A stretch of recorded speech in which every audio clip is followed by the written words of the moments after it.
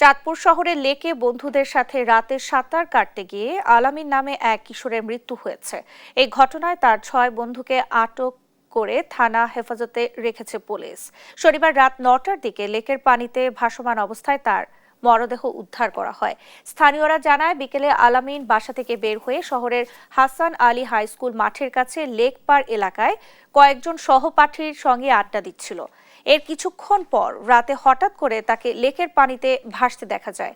পরে স্থানীয়রা তাকে উদ্ধার করে স্থানীয় হাসপাতালে নিয়ে গেলে কর্তব্যরত চিকিৎসক তাকে মৃত ঘোষণা করেন।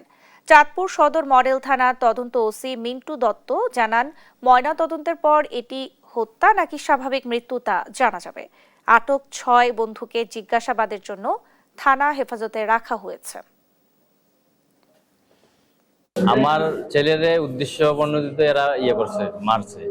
আমার ছেলে পরীক্ষা পাস করছে, এসএসসি পরীক্ষাতে পাস করছে তিন দিন আগে। আমি 2 দিন আগে শুনলাম যে এরা আমার ছেলের নাকি মারার জন্য করছে। আমি বললাম, বাবা তুই বাড়ির থেকে বাসা থেকে বের হইস না, আর বের হলেও আশেপাশে থাকিস। তো ও বাসার আশেপাশে ছিল, ওইখান থেকে ওরা ধরে আনছে। আমার ছেলের যারা নির্মমভাবে হত্যা করছে, আমি এর সঠিক তদন্ত করে আমি এর বিচার চাই।